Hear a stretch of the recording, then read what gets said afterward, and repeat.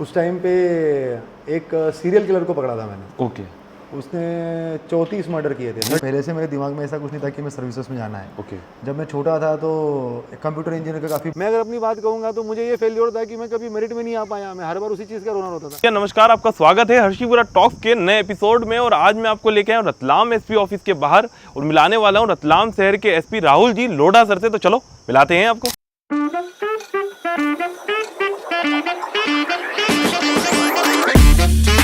हाँ तो भैया हमारे साथ हैं रतलाम शहर के SP sir Rahul ji. Thank you so much sir, आपने इतने बिजी शेड्यूल में से हमें टाइम दिया इंटरव्यू के लिए। तो बताएं सर कि आपकी जर्नी लाइफ की स्टार्ट कहाँ से हुई? सर्विसेज की। जी सर्विसेज की सर। अगर मैं स्टार्टिंग से बात करूँ तो सर्विसेज के लिए जो है वो पहले से मेरे दिमाग में ऐसा कुछ नहीं था कि मैं सर्विसेज में जाना है। ओके। जब मैं छोटा था तो कंप्यूटर इंजीनियर का काफ़ी बूम था वहाँ, मतलब उस टाइम पे तो मुझे कंप्यूटर इंजीनियर बनना था। ओके। उसके बाद में फिर जब मैं इंजीनियरिंग में आया तो इंजीनियरिंग में आने के बाद में मुझे मेरे एक दोस्त ने बताया कि एक मतलब इस तरीके से सर्विसेज में जो है वो IAS IPS होते हैं और उनका रोल जो है वो सोसाइटी में ऐसा होता है। तो जब उसकी बातें मैंने सुनी और उसके बाद में फिर मैंने डिसाइड किया कि मुझे जो है वो सर्विसेज में जाना है। उस समय मतलब पहले था ही नहीं आपका माइंडसेट कि अपन को सिविल सर्विसेज में आना है? नहीं, एक जैसे होता है ना कि आप इंजीनियरिंग में जब लड़के लड़के बैठते हैं और आपस में बात करते हैं। सर कौन सी फील्ड में थे इंजीनियरिंग में आप? मेरा IT इंजीनियर था। ओके। तो एज एन IT फील्ड में मैं अपने 4th ईयर में था। ओके। तो उस टाइम पे मेरे दोस्तों के साथ में हम लोग बैठ के बात करते थे कि सिस्टम जो है वो एकदम ऐसा है, ख़राब है वगैरह वगैरह। यहाँ पे फार्मर सुसाइड का इशू चल रहा था तब। ओके। तो फार्मर सुसाइड और ये सारी चीज़ों के बारे में। ये कब की बात होगी सर? 2007 की। 2007 में। ओके। 2008 में मैंने अपना इंजीनियरिंग कंप्लीट किया है। ये सर कहाँ से किया था आपने इंजीनियरिंग पूरा अपना? पुणे से। पुणे से PICT कॉलेज। और सर आप बेसिकली कहाँ से? मैं प्रॉपर जलगांव का हूँ, महाराष्ट्र, जलगांव डिस्ट्रिक्ट, जो बुरहानपुर बॉर्डर पे ही है। ओके ठीक है सर। तब सर आपके फादर क्या करते थे? मेरे फादर जो है वो बिजनेसमैन है। मेरे फादर जो है वो उनका पहले कलई सीमेंट की एक फैक्ट्री थी और उसके बाद में फिर हमारा एक हॉस्टल था। अभी वो आपको देखते होंगे तो कहीं ना कहीं बहुत प्राउड फील करते होंगे। ज़रूर, मतलब हर माँ बाप की इच्छा होती है कि अपना बच्चा जो है वो कुछ कुछ अच्छा करे और डेफिनेटली वो खुश है। सर टोटल अभी कितना टाइम हो गया आपको सिविल सर्विसेज में? अभी 2011 बैच का हूँ मैं। मुझे लगभग 13 साल हो गए अब सर्विसेज के। और सर अभी आपको रतलाम के लोग, जब आप रतलाम में आए तो आपको रतलाम के लोग कैसे लगे? बहुत अच्छा। रतलाम तो वैसे भी फेमस है बहुत, चाहे वो रतलाम की सेव हो, रतलाम की ज्वेलरी हो या हर चीज़ हो, रतलाम के लोग। तो आज मुझे लगभग 8 महीने हो चुके हैं यहाँ पर और मेरा बहुत अच्छा एक्सपीरियंस है। Ratlam is a very good city. तो सर आपने यहाँ दिल्ली से स्टडी करी इसके लिए सिविल सर्विस, या फिर सेल्फ ही आपने सब प्रिपरेशन करी? और क्योंकि मैक्सिमम लोग अभी तक मैंने जैसा देखा है उस हिसाब से मैक्सिमम लोग, कहीं ना कहीं मैंने भी कोशिश किया था कि मतलब इस सेक्टर में जाऊं, लेकिन मैक्सिमम लोग नहीं कर पाते हैं। ऐसा भी बोल सकते हैं कि नहीं हो पाती, उनका सिलेक्शन नहीं होता है कहीं ना कहीं। मैंने एक्चुअली इंजीनियरिंग करने के बाद में, जैसे मैंने कहा कि मेरे दोस्त ने मुझे बताया था, तो उसके बाद जैसे ही मेरी 2008 में इंजीनियरिंग ख़त्म हुई मैं इमीडिएटली चला गया था दिल्ली। ओके। और फिर दिल्ली में मैंने अपने आप से जो है वो 6 महीने पढ़ाई करी और उसके बाद फिर मुझे स्कॉलरशिप मिल गई थी। फिर मैंने स्कॉलरशिप लेकर उसके बाद फिर कोचिंग क्लासेस लगाए और फिर पढ़ाई करी और उसके बाद फिर मेरा सिलेक्शन हो गया। ओके। दिल्ली में राजेंद्र नगर भी बहुत फेमस है ना सर इसी सेक्टर के लिए? हाँ, राजेंद्र नगर में ही रहता था मैं। ओके सर, आपकी लाइफ का सबसे प्राउड मोमेंट ऐसा कुछ जो हुआ हो कि मतलब हाँ तुम यहाँ तो मजे ही आ गए? प्राउड मोमेंट की अगर बात करें तो डेफिनेटली UPSC में जब सिलेक्शन हुआ था, मुझे याद है उस दिन मैं 3 बजे मेरा रिजल्ट आया था। ओके। और अगले 1 घंटे या 1.5 घंटे के अंदर मेरी मोबाइल की बैटरी खत्म हो गई थी, इतने फ़ोन आए थे।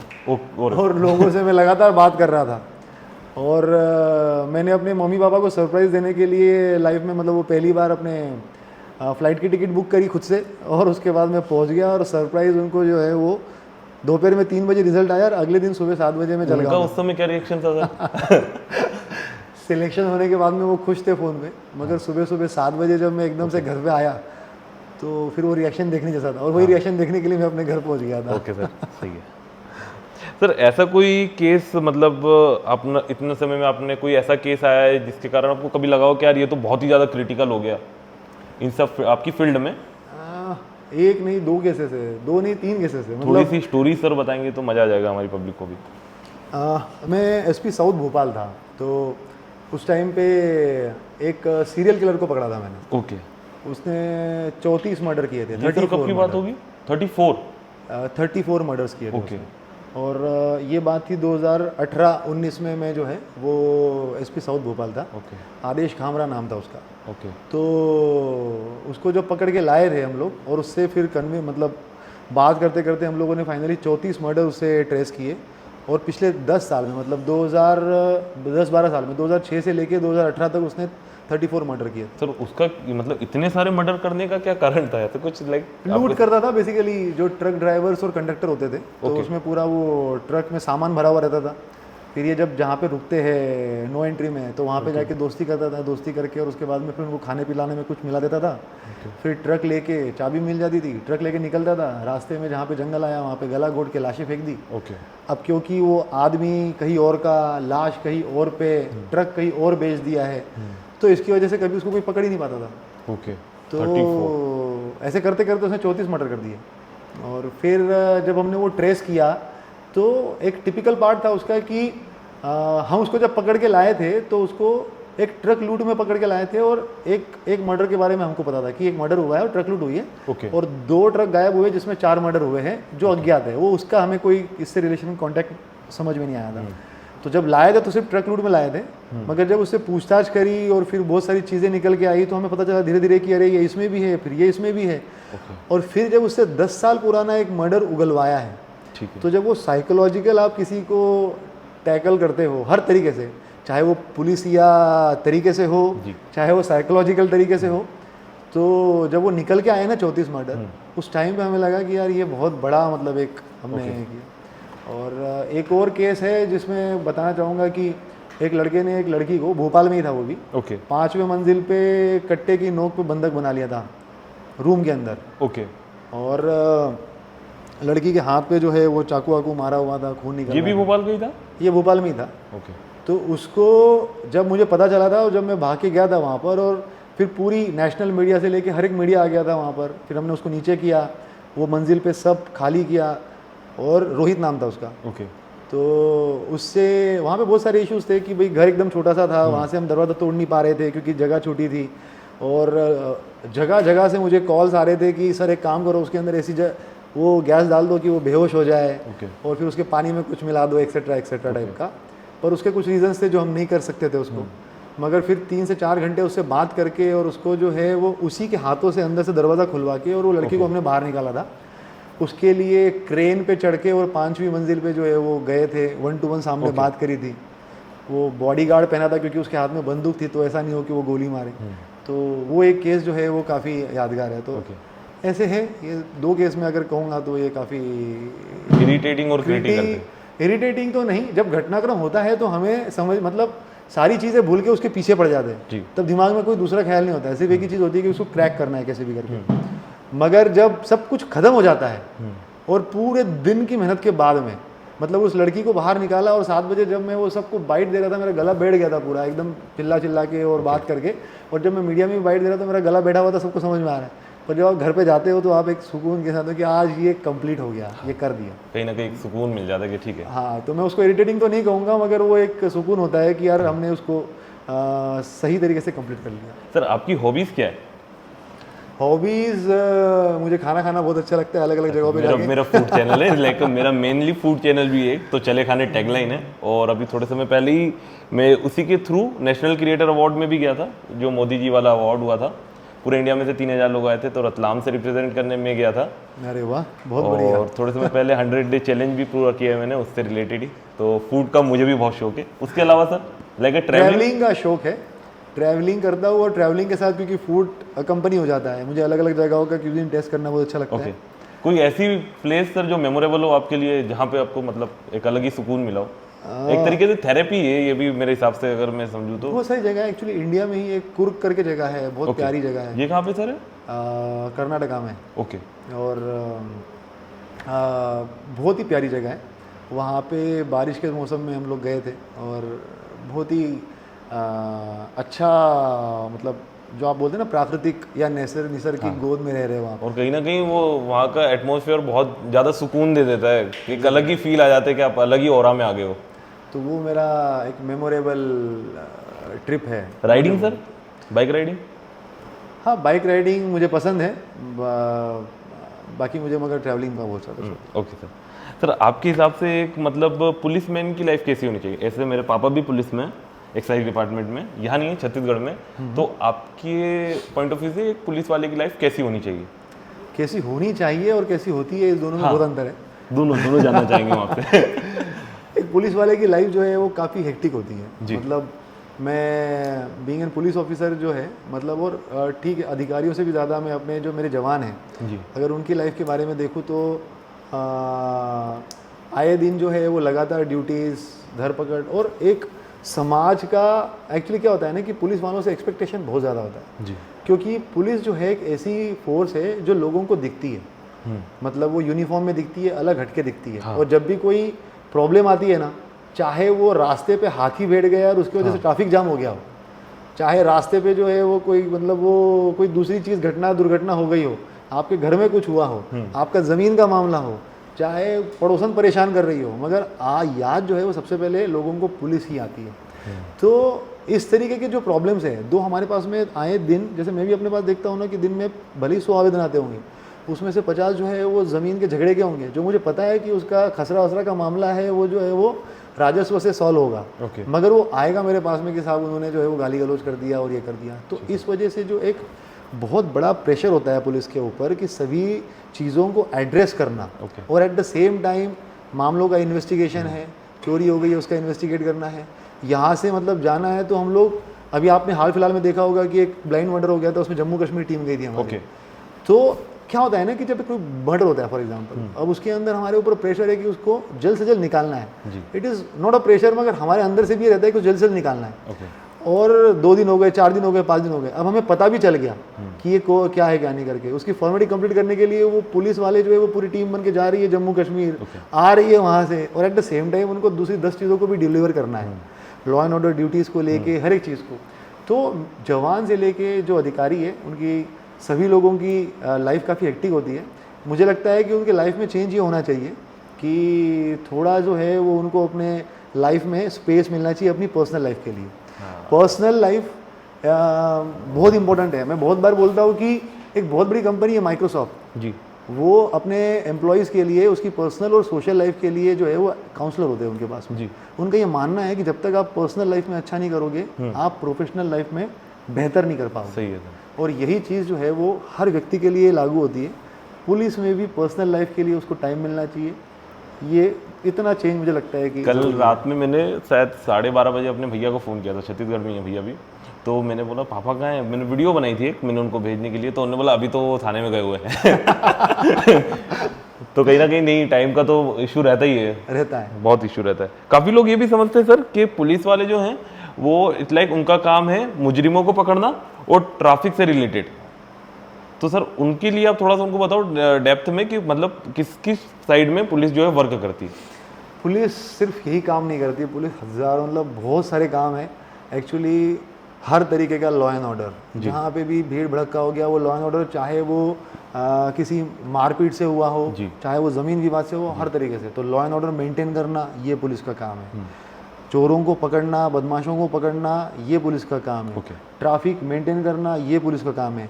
वीवीआईपी ड्यूटीज़ में वीवीआईपीज़ को संरक्षण देना, प्रॉपर उनकी व्यवस्था करना ये पुलिस का काम है। आपके त्यौहार जो है वो सही तरीके से संपादित हो जाए ये भी पुलिस का काम है।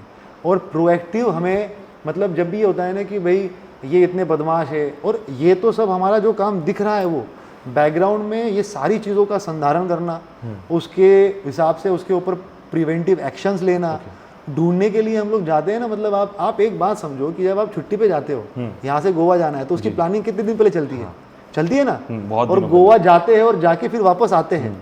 तो जाने के लिए 24 घंटे लगेंगे, आने के लिए 24 घंटे लगेंगे। मतलब ट्रेन से जाएगा आदमी या बस से जाएगा, तो फ्लाइट से जाए तो अलग बात है, मगर पुलिस वाला तो फ्लाइट से जाएगा नहीं। वो जाएगा तो बस से जाएगा या ट्रेन से जाएगा। अब सोचो कि चोर उचक्के जो हमारे हम पकड़ते हैं वो एक जगह पे नहीं होते। ऐसा नहीं है कि रतलाम में वो चोरी करने के बाद में रतलाम में ही है, वो रतलाम में चोरी करने के बाद में हो सकता है कि वो ऐसे दिन दिहाड़ी पे काम करने के लिए गुजरात चला गया। अब हमारी टीमें गुजरात जाती है, 2-2 4-4 दिन करके वापस आती है, और एट द सेम टाइम ये सब कुछ करने के बाद में उनको बाकी सारी चीज़ों के ऊपर भी डिलीवर करना होता है। आपके पासपोर्ट वेरिफिकेशन, आप देखिए कि भाई आपके जितने भी पासपोर्ट वगैरह है उसमें वेरिफिकेशन के लिए पुलिस का काम लगता है ना, तो वो वेरीफाई करने के लिए जाते हैं, वो सब जगह से उसका रिकॉर्ड मेंटेन करके लेके आते हैं कि भाई हाँ ये ठीक है, ये व्यक्ति ठीक है। आपका कैरेक्टर वेरिफिकेशन, इसके लिए भी डीएसबी एक अलग से यूनिट होती है जिसके अंदर आपका ये पूरा के पूरा चीज़, हमारे पूरे शस्त्राग्रह है उसका पूरा मेंटेनेंस को लेके भी हमारी एक अलग से पूरी फौज होती है कि भाई उसका पूरा मेंटेनेंस करना है। तो ऐसे मतलब हर तरीके के काम जो है वो पुलिस करती है। और उसके अलावा जितने भी ऐसे, मैंने जैसे आपको पहले भी कहा कि ज़मीन वगैरह ये 10 तरह की चीज़ें होती है जिसमें पुलिस का इंटरवेंशन जो है वो ज़रूरी होता है, तो वो भी काम जो है वो पुलिस करती है। ठीक है सर, अब साथ में थोड़ी सी वॉक कर लेते हैं। बिल्कुल, ज़रूर।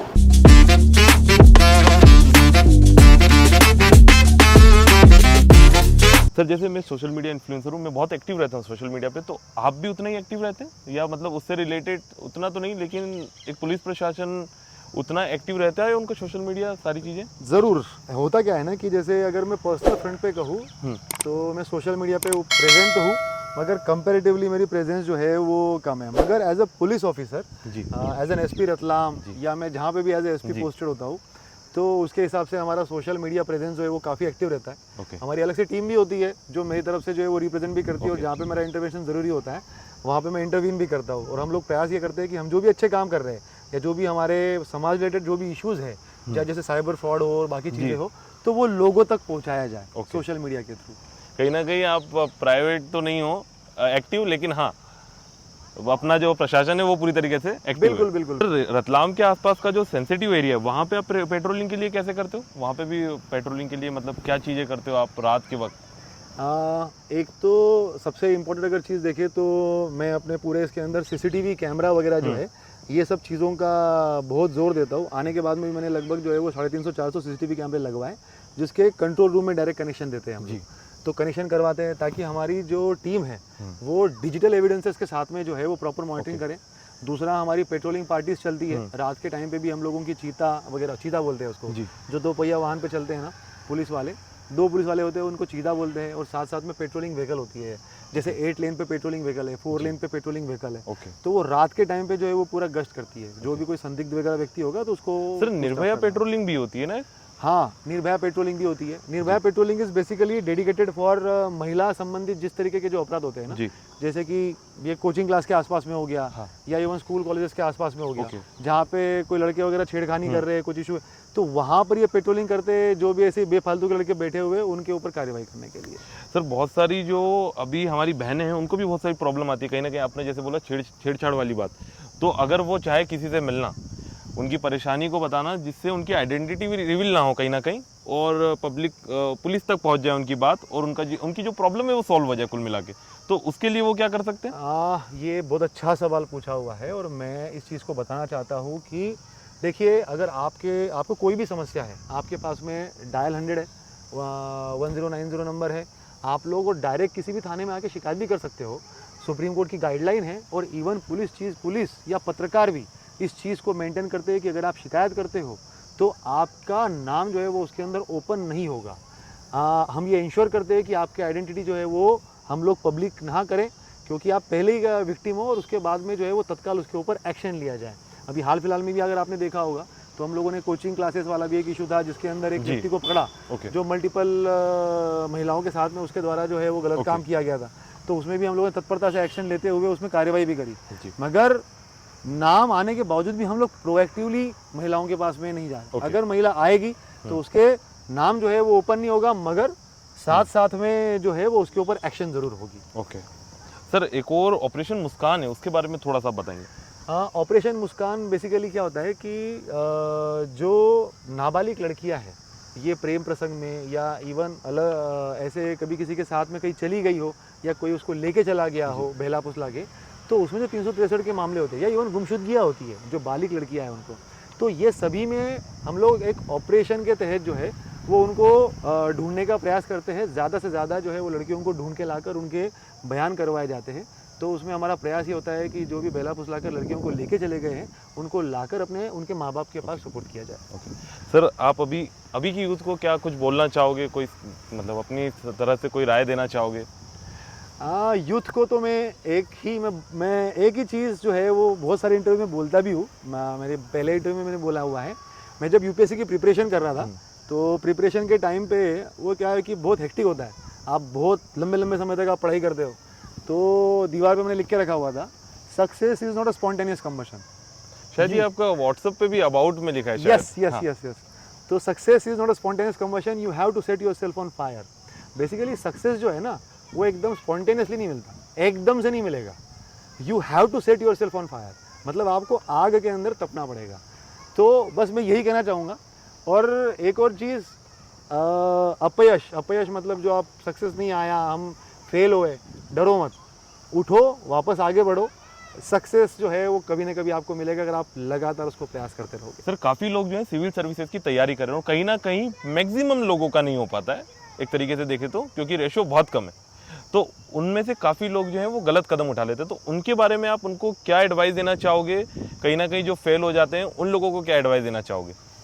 देखो, मैं सभी जो भी यूथ है उनको एक चीज़ कहना चाहूँगा कि आप लोगों ने 12th फेल देखी है ना, तो 12th फेल में देखा हुआ है व्यक्ति इतनी बार फेल होने के बाद में उसको सक्सेस मिली है। ये आप मान के चलिए कि हर एक अधिकारी या हर एक व्यक्ति जो सिलेक्ट हुआ है और जो सक्सेसफुल हुआ है ना, उसकी स्टोरी में आपको यही मिलेगा।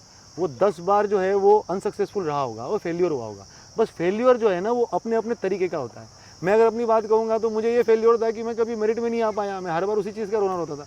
मगर वो था कि उसको लेकर मैं कभी भी जो है वो नीचे नहीं बैठ गया। हम लोग लगातार प्रयास करते रहे। मेरा सेकंड अटेम्प्ट में हुआ है, फर्स्ट अटेम्प्ट में जो है मैं इंटरव्यू तक गया, इतने नज़दीक आने के बाद में फिर वापस आ गया। तब कैसा लगा था आपको? डेफिनेटली आपको बुरा लगता है, आपको बुरा लगता है, मगर आप अपने आप को वापस गैदर करते हो, आप वापस उठते हो और वापस तैयारी करते हो। और एक और चीज़, अगर आपका इसमें नहीं भी होता है, आप ये सोचो कि आपके पास में कितना सारा नॉलेज है। दुनिया में कोई एक ही चीज़ से कुछ नहीं होता। क्या होता है ना कि चीज़ें जो है हर किसी के लिए, आप अगर ट्राई करोगे ना तो डेफिनेटली उससे भी और कुछ बेटर कर सकते हो। तो ज़रूरी नहीं है कि अगर हर कोई अधिकारी बन जाएगा तो नेता कौन बनेगा, बिजनेसमैन कौन बनेगा। और डार्विन का सिद्धांत है कि डाइवर्सिटी ज़रूरी है पूरी लाइफ के लिए। तो एरिया पूरा के पूरा हमारा समाज डाइवर्स है। आप प्रयास करते रहिए, आप सक्सेसफुल 100% होगे। प्रयास की बस कमी है और कुछ नहीं। सर एक और चीज़ पूछना चाहूँगा, आपने 12th फेल की बात बोली तो मैं पूछना चाहूँगा आपकी कोई फेवरेट मूवीज, लाइक आप देखते हो मूवीज वगैरह? मूवीज़ का मुझे बहुत शौक है। मैं इंजीनियरिंग में तो मतलब ये है कि हम लोग रात भर मूवीज़ वगैरह देखते रहते थे। मूवीज़ का बहुत शौक है। मेरी बहुत सारी अच्छी मूवीज़ मुझे, मतलब फेवरेट अगर कहे तो लिस्ट निकल जाएगी लंबी। ओके तो बहुत सारी मूवीज़ मुझे फेवरेट। और सर ऐसी कुछ चीज़ जो अभी भी आपको लगती है कि नहीं यार ये भी हो जाता तो यार मज़ा ही आ जाता, बस ये हो जाता, ऐसा कुछ है सर? या फिर मतलब आप कंप्लीट हो आप पूरी तरीके से? देखो क्या होता है ना, जो लाइफ के हर पड़ाव में है ना, ऐसा लगता है जैसे फॉर एग्जांपल इंजीनियरिंग थी तो उस टाइम पे लगता था कि यार आईटी में हो गया, कंप्यूटर हो जाता तो अच्छा हो जाता। सिलेक्शन हुआ, अरे आईपीएस हो गया, आईपीएस करना तो था पर एक बार अटेम्प्ट देते तो आईएएस हो जाता तो अच्छा होता। उसके पहले भाई अरे यार इसमें तो आ गया, उसमें हो जाता। कोई भी आदमी को कोई भी चीज़ कभी पूरी नहीं मिल सकती। सबसे बेस्ट पार्ट ये पता है कि आपको जो मिला हुआ है ना उसमें आपका सेटिस्फेक्शन होना चाहिए। आप उस खुल के जियो और उसको एंजॉय करो, क्योंकि लाइफ तो एक ही है। ठीक है, thank you so much sir, आपसे मिलकर बहुत अच्छा लगा। हाँ तो भैया अगर आपको भी ये वीडियो अच्छी लगी हो तो लाइक करो, शेयर करो और द हर्षिपुरा टॉक्स को सब्सक्राइब करो। और अगर आप रतलाम से हो तो और ज़्यादा लोगों को शेयर करो वीडियो। और thank you so much Ratlami दुनिया, और मिलते हैं अगली वीडियो में।